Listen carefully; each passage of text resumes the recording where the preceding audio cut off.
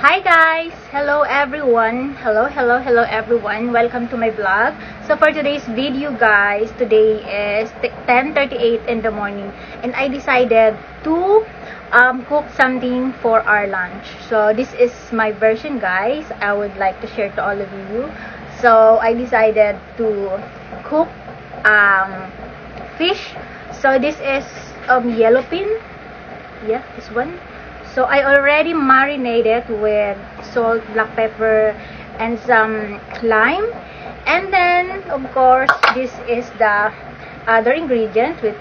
I have oil, onion, garlic, tomato, black pepper, and then yung sinigang mix. And then, of course, seasoning, magic sarap. And this is the oil and salt. And of course, water. And hindi mawawala yung kangkong. Yes guys, this is the kangkong, the only vegetable I have available here in the house, in the fridge. So yeah, this is all the simple little ingredients that I already prepared. So some people when cooking a sinigang, they don't use oil, but now you're gonna find out why I'm using oil. So yeah, let's start it guys. So yeah, I'm already started. I already prepare everything, and then the kawali, the pan already here, and I'm ready to fry the fish. So not all people when cooking sinigang, they don't fry the fish, but for me, I like to fry first the fish before I cook it for sinigang. So yeah. So this is already marinated, and this is the oil, and let's fry just like this guys. I'm going to add the oil. So the pan is already heat, and then after that I'm going to put this fish on the pan just like that. So everything is ready guys. Yes, the medium flame, and it's a little bit scary, so we need to low, and then I'm going to add the fish slowly.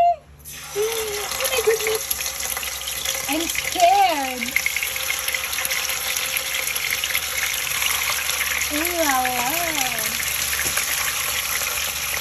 Pagkasahin ko sila sa kawali guys. Takas ako mag-prito. So ayan siya guys. Kapag pang sigang, lagi ko siyang piniprito guys. Hindi ko alam, bet ko lang. So ganyan siya. So diba? And low. So tingnan natin. So ayan na siya.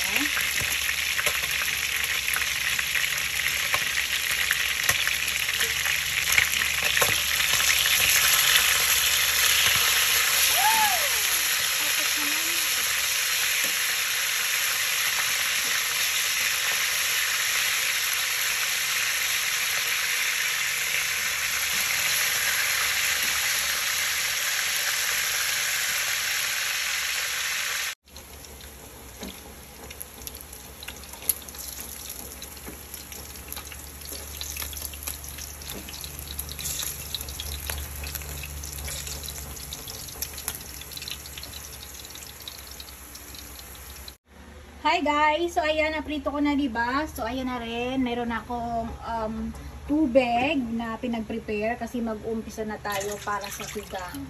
So ayan na, konti lang, dagdagan pa natin para may sabaw hanggang mamayang gabi.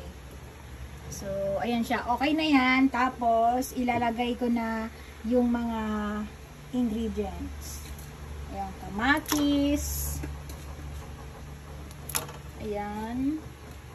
Tapos, sibuyas. Papakuluin ko lang yan. And then, ayun na. Tapos, of course, yung garlic. So, ganun lang. Halo-halo lang. Ganyan lang siya. Tapos, maglagay na ako ng salt. And, black pepper. Ayan, black pepper. Tapos mamaya na ako maglalagay ng sinigang mix. So, ganun lang siya guys. Papakuluin ko lang yan. And then, yun. Ilalagay yung isda. And after that, kapag natimplahan ko na, ilalagay ko na yung kangkong.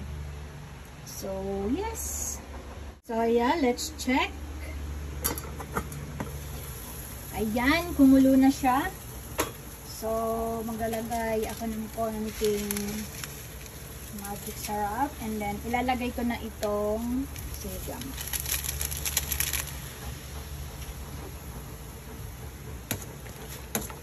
Tapos, titikman ko na siya guys kung okay na yung lasa. And after okay na, ilalagay ko na itong isda.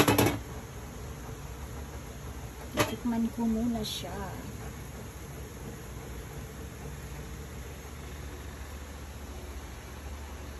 Sobrang init.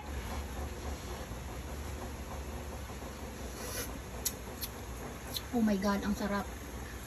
O diba? Tansyado ko talaga lagi ang asin. So hindi na ako guys maglalagay ng asin kasi nga ito may na siya timpla, may medyo alat din yan mamaya. So yan. Ngayon, ilalagay na natin ang fish. Ayan, lumangoy na kayo.